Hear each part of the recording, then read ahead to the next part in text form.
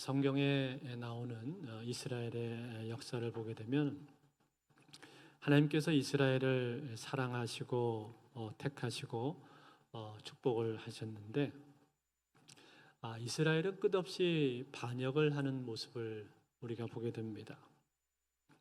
그 반역의 가장 주된 모습이 무엇인가? 바로 죄를 짓는 것이죠.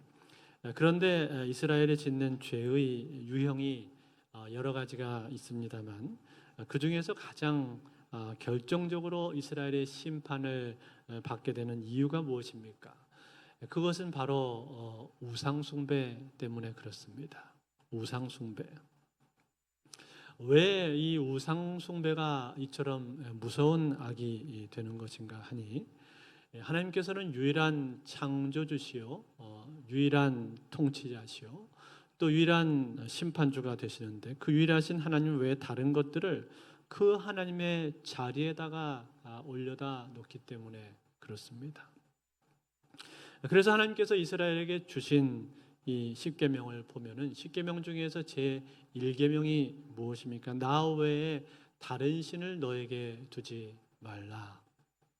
이것이 가장 첫 번째 계명이죠. 즉 제일 중요하고 으뜸이 된다라는 겁니다. 이 계명이 기초이고 기본이고 바탕이다라는 뜻입니다. 이것이 흔들리면은 나머지 모든 것들은 다 자동으로 흔들리게 되는 거죠. 그래서 하나님 외에 다른 신을 두는 것, 즉 우상 숭배는 이처럼 큰 악이 되는 것입니다. 그런데 성경에 나오는 우상 숭배의 사건 중에서 가장 강렬하고도 또 가장 대표적인 사건이 있다면 무엇이겠습니까? 그것이 바로 오늘 본문에 나오고 있는 이 사건입니다. 금송아지 사건. 이것이 대표적으로 이스라엘의 우상 숭배 사건이고 이 사건 이후로 이스라엘은 금송아지를 섬기는 일들을 자주 행하게 됩니다. 그렇다면 여러분 오늘 이 이스라엘은 어쩌다가 이러한 우상 숭배를 하게 된 것입니까? 또 그 결과는 무엇입니까? 오늘 저는 이 본문을 여러분들과 함께 묵상을 해보면서 우상 숭배란 무엇인가? 또 그 결과와 영향력은 어떤 것인가? 그리고 그것이 왜 그토록 위험한 것인가 하는 것을 함께 생각을 해보면서 은혜를 받기를 원합니다.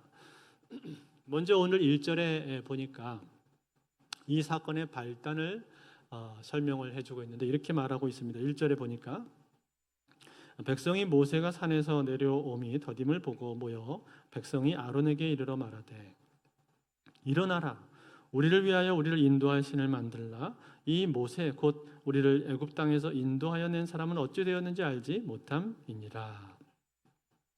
자, 모세가 시내산에 올라갔는데 내려오는 시간이 더디어졌다. 그렇게 말을 하고 있죠. 여러분 모세는 왜 시내산에 올라갔습니까? 율법을 받기 위해서 올라갔습니다. 즉 십계명을 비롯한 여러 도덕법, 사회법, 제사법 등 이런 율법을 받았고 또 성막을 어떻게 만들어야 되는지 그 성막의 외형과 내연에 대해서도 자세하게 들었습니다. 뿐만 아니라 그 성막 안에서 여호와 하나님을 어떻게 섬겨야 하는가 하는 내용들도 다 들었단 말이죠. 그래서 총 시간이 얼마나 걸렸습니까? 총 40일이 걸렸습니다. 40주 40야를 하나님과 같이 있었다라고 출애굽기 24장에서는 기록을 해주고 있습니다. 그런데 이 시간이 이 40일이라고 하는 이 시간이 이스라엘 백성들에게는 너무나도 길게 느껴졌던 것 같습니다. 그래서 모세가 내려오는 것이 더뎌지게 되니까 이것을 기다리지 못하고 견디지 못한 이 백성들이 누구를 찾아간 거예요? 아론을 찾아갔습니다. 왜 아론을 찾아갔는가? 모세 다음으로는 리더십을 행사하는 사람이 아론이었기 때문에 그렇죠. 출애굽기 24장 14절에 보시면은 이렇게 말씀을 해주고 있습니다. 장로들에게 이르되 너희는 여기서 우리가 너희에게로 돌아오기까지 기다리라. 아론과 훌이 너희와 함께하리니 무릇 일이 있는 자는 그들에게로 나아갈지니라 하고. 여러분, 이것은 모세가 시내산에 올라가기 직전에 거기 있는 장로들을 향해서 했던 말입니다. 즉, 내가 산에 올라가니까 무슨 일이 있거든 너희는 여기 있는 아론과 홀에게 찾아가서 문제를 해결을 받아라라고 그렇게 말을 한 거죠. 그래서 아론을 사람들이 찾아온 거예요. 여러분, 제 목소리 잘 들립니까? 네. 그래서 찾아와서 하는 말이 무엇입니까? 우리를 위하여 우리를 인도할 신을 만들라. 이러면서 신을 만들어내라 라고 이렇게 요구를 했단 말이죠. 여러분, 이게 무슨 말이에요? 하나님이 살아계신데 신을 만들어내라니, 이 얼마나 기가 막힌 얘기입니까? 얼핏 생각하면 참 이해가 잘 안 되는 그런 말이죠.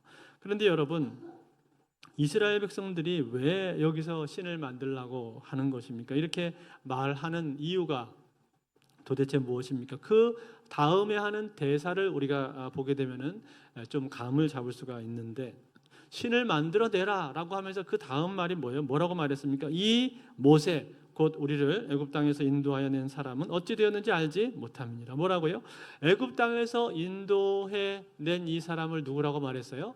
모세라고 말을 했습니다. 사랑하는 성도 여러분, 이 백성들은 이 지금 애굽 땅에서 그들을 인도한 존재가 누구라고 생각을 하고 있는 것입니까? 모세라고 그렇게 생각을 하고 있는 거예요. 그렇지만 사실은 누가 인도하셨어요? 하나님이 인도하셨습니다.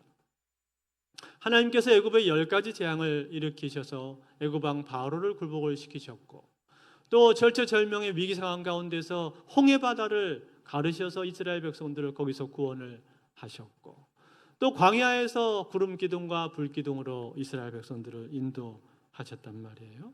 즉, 그들을 지금까지 인도해 주신 분이 누굽니까? 하나님이시란 말이죠. 그런데 이 백성들은 지금 누가 인도했다고 생각을 하고 있는 거예요? 모세가 인도했다고 생각을 하고 있는 거예요. 그 이유가 뭡니까? 왜 이렇게 생각하는 거죠?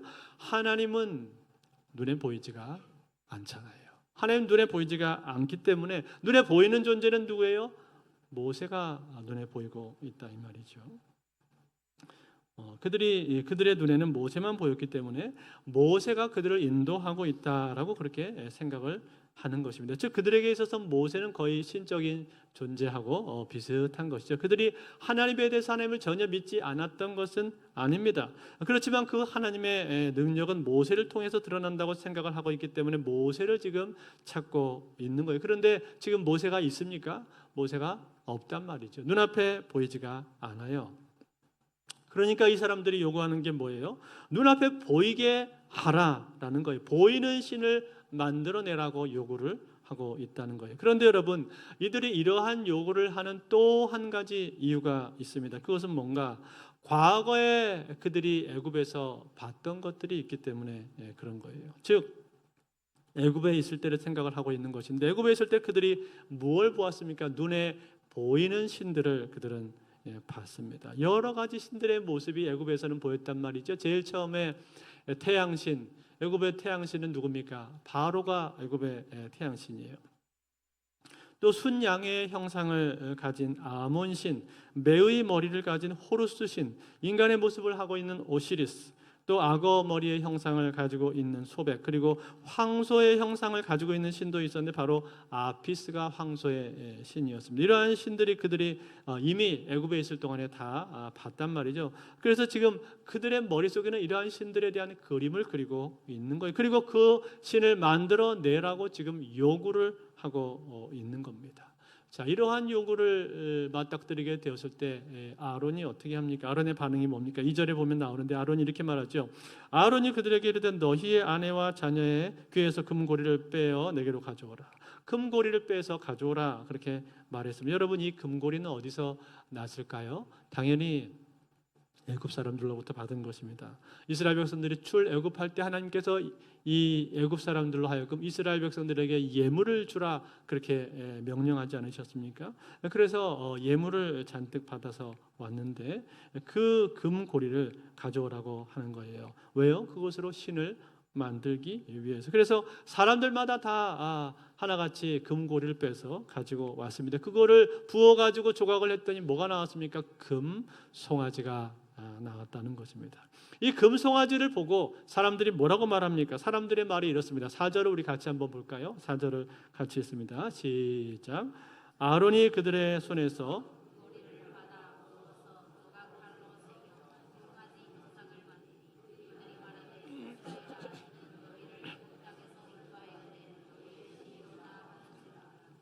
자, 뭐라고 말했습니까? 이것이 너희를 애굽 땅에서 인도해낸 너희의 신이다. 그렇게 말을 했죠. 그리고는 그 앞에서 먹고 마시고 춤추고 노래하면서 제사를 드렸습니다. 꼭 이방인들이 하는 것처럼 그렇게 먹고 마시고 춤추면서 제사를 드렸다는 거죠. 그런데 그 순간에 그 모습을 누가 봤어요? 하나님이 보셨습니다. 하나님이 보시고 즉시 모세에게 너는 내려가라 말씀을 하십니다. 오늘 7절에 여호와께서 모세에게 이르시되 너는 내려가라 내가 애굽 땅에서 인도하여 낸 내 백성이 부패하였도다. 내 백성이 부패했다 그렇게 말씀을 하시죠. 그런데 여러분 여기 하나님께서 하시는 말씀을 한번 잘 보십시오. 하나님께서 모세한테 말씀하실 때 뭐라고 말씀하셨어요? 네 백성이 부패했다 이렇게 얘기하십니다. 하나님께서 과거에는 그렇게 말씀 안 하셨거든요. 내 백성이라고 하셨는데 여기서 내 백성이 아닙니다. 이제 네 백성이 부패했다 이렇게 말씀을 하세요. 이유가 뭡니까?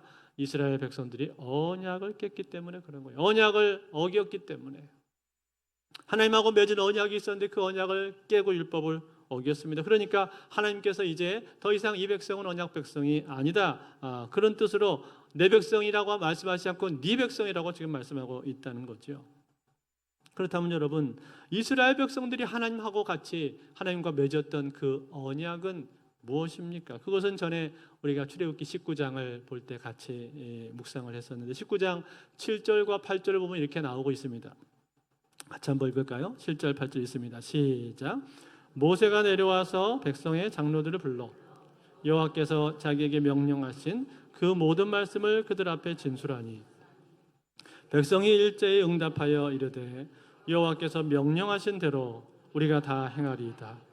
모세가 백성의 말을 여호와께 전하며 자 뭐라고 해서 우리가 여호와께서 명령하신 대로 우리가 다 행하겠나이다 이렇게 맹세를 하고 약속을 했죠. 이게 언약이었단 말이죠. 뿐만 아니라 출애굽기 24장에도 보면 한 번 더 이 언약을 확증하시는 장면이 나오는데 출애굽기 24장 7절에 이렇게 말합니다.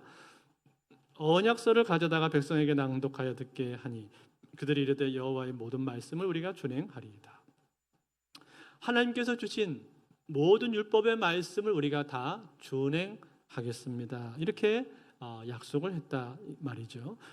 이것이 이 언약인데 이처럼 이스라엘 백성이 하나님과 언약을 맺고 언약 백성이 되었는데 그런데 지금 어떻게 했다는 거예요? 그 언약을 깨버렸다는 거예요. 율법을 어겼다는 거예요. 그래서 하나님께서 지금 이제 더 이상 너희는 내 백성이 아니다.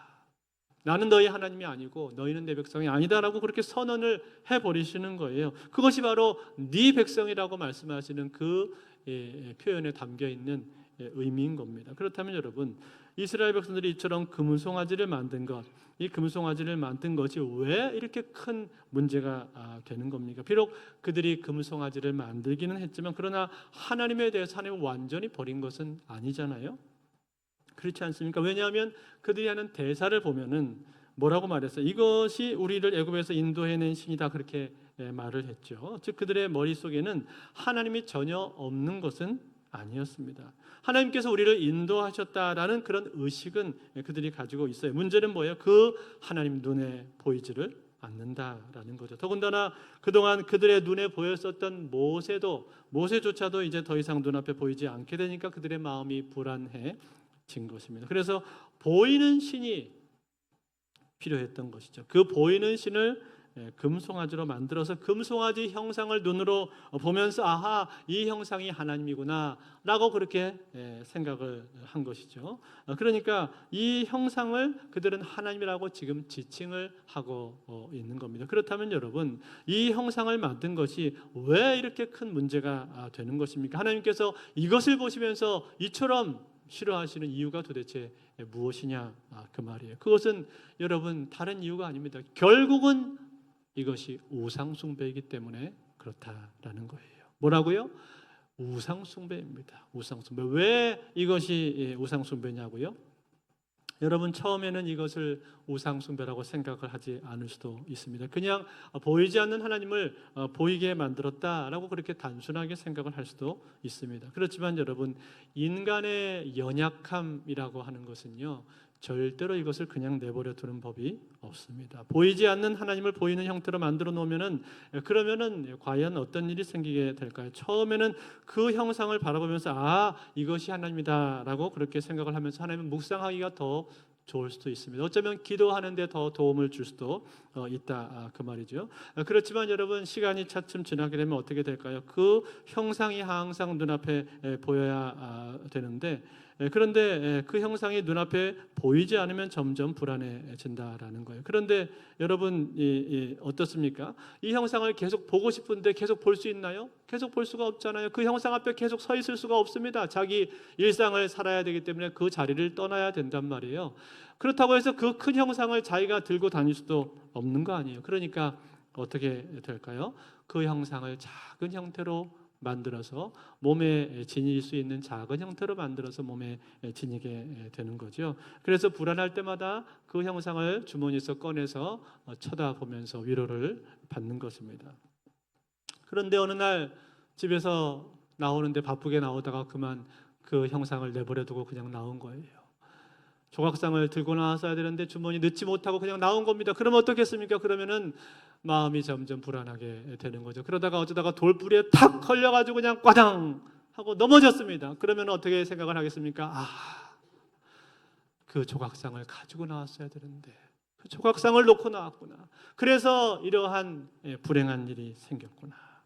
그러면서 결국은 점점 그 형상에 매이게 되어 있다 그런 말이에요. 그리고는 나중에 어떻게 될까요? 그 조각상은 자체를 신성화하게 되는 것이고 그 조각상은 자체를 숭배하게 된다라는 거죠. 이것이 바로 우상 숭배인 것입니다. 여러분 이것은 기독교 교회 역사상 수없이 많이 나왔던 그런 일들입니다. 중세 가톨릭 시대에 성상과 성화, 성물 숭배가 극에 달하지 않았습니까? 그래서 많은 사람들은요 과거의 성인들이 쓰던 그 물건에 마치 대단한 능력이 있는 것인 양 그렇게 물건들을 신성시를 했고 또 비싼 값에다 그것을 사고 팔기도 그렇게 했습니다. 이러한 폐단이 일어나게 된다라는 거죠. 결국은 그 물건에 대한 것은 우상 숭배로 갈 수밖에 없다는 것. 그래서 종교 개혁을 일으켰던 칼빈과 루터는 어떻게 했습니까? 이러한 성상 숭배를 폐하면서 심지어는 교회 안에 있는 십자가조차도 없앴습니다. 예배당 안에 십자가를 걸지 않고 십자가조차도 자칫하면은 그것이 우상 숭배처럼 될 수가 있기 때문에 십자가에 무슨 영험한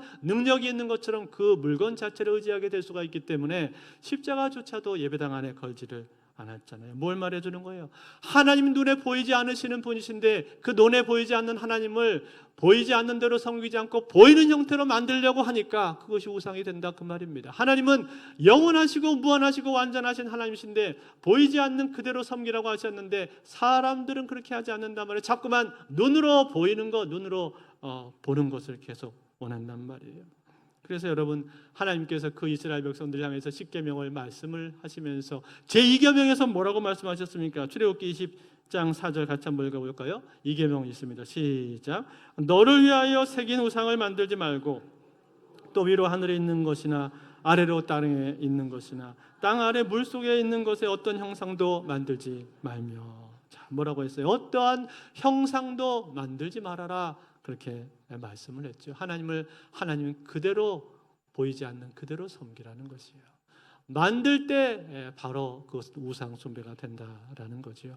그렇다면 여러분 이처럼 하나님께서 우상 숭배에 대해서 하지 말라고 금하셨음에도 불구하고 이 이스라엘 백성들이 굳이 이것을 끝까지 만드는 이유가 도대체 뭡니까? 불안함을 극복하기 위한 것도 있지만 그 근원적인 이유는 무엇인가? 그것에 대해서 오늘 하나님께서 모세에게 하시는 말씀을 보면은 그들의 근원적인 심리를 하나님께서 말씀을 해주시는데 뭐라고 하시는가 하니 이렇게 말합니다. 출애굽기 32장 8절 9절 한번 같이 읽겠습니다. 시작. 그들이 내가 그들에게 명령한 길을 속히 떠나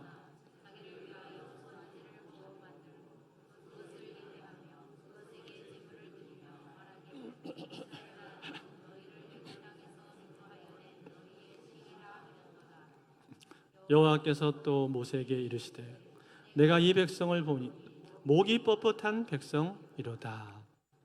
자, 맨 마지막 구절, 맨 마지막에 하나님 뭐라고 말씀하셨습니까? 내가 이 백성을 보니 목이 뻣뻣한 백성이로다.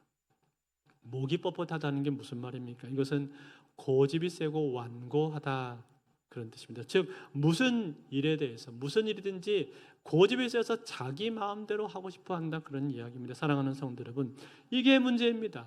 여기에 바로 문제가 있는 거예요. 이스라엘 백성들이 왜 우상 숭배를 하게 되었는가? 그들의 마음 가운데 두려움도 있지만 근본적으로 볼 때 그들의 마음이 완고하기 때문에 그렇다라는 거예요. 즉 하나님께서 말씀하셨는데 그 말씀하신 대로 행하지를 않는 거예요. 형상을 만들지 말라 말씀하셨으면 만들지 않고 그냥 섬기면 되는데 그대로 하지를 않는 거예요. 그렇게 하고 싶지를 않은 거예요. 이렇게 좀 하면 어때? 눈에 보이게 만들면 더 좋잖아. 하나님을 더 생각할 수 있고 더 좋은 것 아니야? 신앙에 도움을 줄 수 있는 것 아니야? 그러니까 이 정도는 괜찮아. 그러면서 자기 마음대로 자기 생각대로 그렇게 해버린단 말이에요. 다시 말해 하나님의 말씀보다도 자기의 생각, 자기의 기준, 자기의 뜻을 더 앞세워버린다, 그런 말입니다. 그러면서 이것이 신앙이다라고 생각을 하는 거예요. 자기가 생각할 때 신앙이라는 거는 이런 거야, 이런 게 신앙이지 라고 자기가 기준을 정하고 그냥 그것이 신앙이라고 믿어버린다, 이 말이에요. 하나님이 뭐라고 말씀하셨는가 거기에는 별 관심을 갖지 않고 그걸 중시하지 않고 그냥 내가 생각해 볼 때 신앙이란 건 이런 거지, 이게 옳지, 그러면 그냥 그대로 믿고 그대로 가버린다, 이 말이에요. 이것이 결국은 뭘로 간다는 겁니까? 이것이 결국은 우상 숭배로 가게 되어 있다라고 말씀을 하고 있는 거예요. 사랑하는 성도 여러분, 오늘날 우리가 사는 이 시대에도 이와 같은 일들이 많이 있습니다. 오늘날 이 시대에도, 우리가 사는 이 시대에도 이런 식으로 우상 숭배를 하는 경우들이 얼마나 많습니까? 하나님께서 분명히 말씀하셨는데 안식일을 구별하여 너희는 거룩하게 지켜라 말씀을 하셨는데도 안식일 좀 어기면 어때? 그렇게 생각하는 사람들이 얼마나 많은지 모릅니다. 주일을 지키지 않고 그냥 골프 치러 가버린다든지 혹은 해외로 여행을 간다든지 그런 경우들이 얼마나 많습니까? 지난번에 우리 교회에서도 그런 일이 한번 있어서 제가 앞으로는 그러지 마십시오라고 그렇게 권면해 드린 적이 있었는데 마치 그것처럼 우리의 쾌락을 하나님보다도 더 앞세워 버린다, 그런 말이에요. 그러면서 이 정도는 괜찮겠지 하고 그렇게 생각을 합니다. 여러분, 오늘날 우리가 살아가고 있는 이 시대에 우리의 쾌락을 부추기고 있는 것들이 얼마나 많습니까? 탐식, 탐욕, 또 허영, 허세, 또 요즘은 마약 같은 것들이 우리나라에 많이 들어와서 젊은 사람들, 20대들이 그렇게 마약에 쉽게 손을 댄다고 하는데 얼마나 무서운 세상인지 모릅니다. 여러분, 우리가 맛있는 거를 먹으러 맛집을 갈 수가 있습니다. 그렇지만 여러분, 그것이 내 인생의 가장 큰 즐거움이 돼버렸다, 그건 문제가 있는 것입니다. 그거 없으면 내 인생은 아무런 낙이 없다, 그러면 그거는 지금 문제가 있는 거죠. 명품 살 수 있습니다. 그렇지만 인터넷 쇼핑 또 홈쇼핑 하는 것이 내 인생의 유일한 낙이요 유일한 즐거움이다, 그러면 이미 그것은 우상이 돼버린 거예요. 내가 명품 사는 것이 우상이 되어버렸다, 이 말이에요. 그런가 하면 오늘날 이 시대의 사람들이 가장 많이 섬기는 우상은 무엇입니까? 그건 돈이죠. 뭐니 해도 뭐니 아닙니까? 요즘 사람들은요 대부분 다 돈을 우상으로 섬깁니다. 그래서 돈 앞에서 머리 숙이고 돈 많은 사람 보면은 부러워하고 돈이 최고다 그렇게 생각을 한단 말이죠. 여러분, 돈은 우리 인생 가운데 꼭 필요한 것이 맞습니다. 돈이 있으면 편리하고 돈이 있으면 누릴 수 있는 것도 많고 돈이 해결해 줄 수 있는 것도 많습니다. 그렇지만 기억하십시오. 돈이 우리 인생의 전부는 아닙니다. 그것이 우리의 인생의 목표가 되어서도 안 된다는 거예요. 어떤 사람들은 평생 돈 하다가 돈만 모으다가 인생이 그냥 끝나버리는 사람도 있습니다. 그렇지만 어떤 사람은 돈이 그렇게 많지 않다 하더라도 자기가 가지고 있을 그때 자기가 나눌 수 있는 것을 나누고 할 수 있는 일들을 하고 도울 수 있는 사람들을 도우면서 그렇게 사는 사람들도 있습니다. 훗날 인생을 마칠 때 어떤 사람이 후회가 남지 않겠습니까? 돈을 나눌 줄 아는 사람, 베풀 줄 아는 사람이 그 사람이 후회가 잘 남지 않습니다. 그런데 평생 돈 하다가 주변 사람들 다 잃어버린 사람은 훗날 후회하게 될 가능성이 많습니다. 그렇게 되지 않으려면 어떻게 해야 되겠습니까? 우리가 돈을 우상으로 섬기지 말아야 되는 거죠. 거기에 내 모든 인생과 내 모든 목적과 목표가 있어서는 안 된다라는 거. 여러분 한번 생각해 보세요. 우리의 인생이 화장실 한 개 있는 집에서 화장실 2개 있는 집으로 넓히는 게 내 인생의 목표다. 그럼 얼마나 초라한 겁니까? 나중에 우리가 인생을 마치고 천국에 갔는데 하나님 앞에서 뭐 하다 왔냐? 그러니까 화장실 한 개 있는 집에서 2개로 넓히다 왔는데요. 그렇게 대답할 겁니까? 그게 내 인생의 목표의 전부라면 얼마나 그 인생이 초라해 버리냐? 그 말이에요. 그게 아니라 하나님 우리를 더 높은 목적으로 목표로 부르셨는데 하나님 나라를 위한 존귀한 삶으로 우리를 부르셨는데 그런 거는 하나도 없고 그냥 화장실 1개에서 화장실 2개 그것이 내 인생에 달하면 그것만큼 초라한 게 없는 것 아닙니까? 그런 거로 여러분 우리는 돈이 우리 인생의 전부가 아닌 것을 알고 돈이 내 인생의 우상이 되지 않도록 해야 할 겁니다. 그런가 하면 또 어떤 사람은요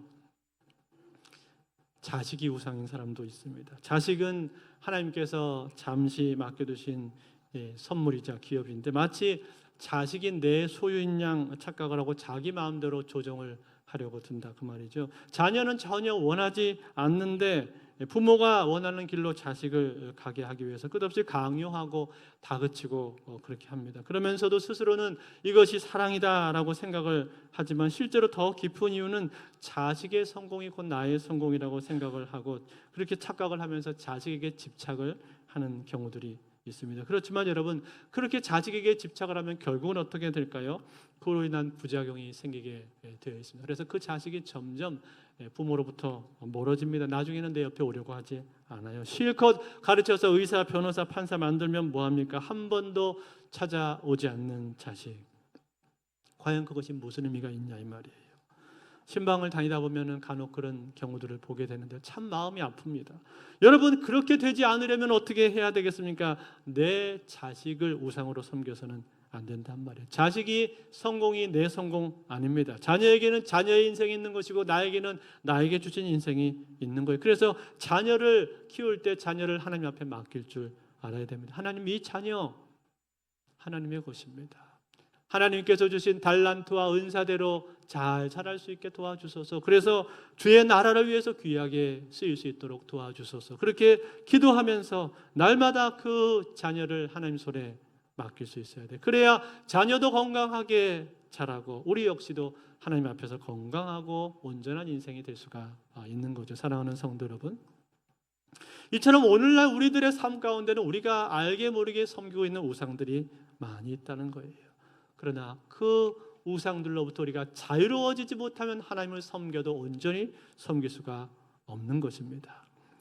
그러므로 우리는 하나님을 섬길 때 우상이 아니라 하나님께서 말씀하신 그 말씀대로 또 하나님께서 말씀하신 그 방식대로 하나님을 섬기실 수 있기를 바랍니다. 나 외에 다른 신을 두지 말라 하셨으면 그대로 하고 눈에 보이는 형상이나 우상을 만들지 말라 하셨으면 그대로 하고 절하지 말라 하셨으면 그대로 따라야 할 것이고 그리고 오늘 우리가 방금 나눈 대로 그렇게 현대인들이 섬기는 여러 가지 우상들이 우리 주변에 많이 있는데 그것을 내가 보면서 나는 과연 어떤 것이 내 마음속에 하나님보다 더 앞장서 있나 하는 것을 점검하면서 그것이 아니라 오직 하나님 한 분을 섬겨야 될 줄로 믿습니다. 이제 말씀을 맺겠습니다. 미국의 한 성공한 기업가가 있었습니다. 그는 29세의 나이에 커다란 저택과 250만 평의 토지 그리고 호숫가의 별장과 호화로운 보트 그리고 최고급 승용차를 소유한 백만장자의 반열에 오르게 되었습니다. 크리스찬 가정에서 태어났지만 찢어지게 가난했었기에 힘든 유년 시절을 보냈었던 그는 오로지 부자가 되는 것이 자기 인생의 목표였습니다. 부자가 되는 것 외에는 다른 생각을 하지 않았고 거기에 자신의 모든 것을 다 걸었습니다. 그래서 그는 재산을 모으게 되었는데 넘치는 재산에도 만족하지 않고 돈을 모으는 재미에 흠뻑 빠져서 아내와 2 아이의 얼굴을 볼 시간조차도 없이 밤낮 일만 하면서 그렇게 지냈습니다. 그러던 어느 날입니다. 아내가 이 남편을 향해서 이렇게 말을 했습니다. 여보, 이렇게 사는 것이 도대체 무슨 의미가 있을까요? 그러면서 별거를 요구했습니다. 결혼 5년 만에 별거를 하게 된 것입니다. 이 일을 겪으면서 이 사람은 충격을 받았습니다. 그러면서 지난 날을 곰곰이 생각을 해보기 시작했습니다. 도대체 무엇이 문제인가? 도대체 나는 무엇을 위해서 이토록 열심히 뛰었단 말인가?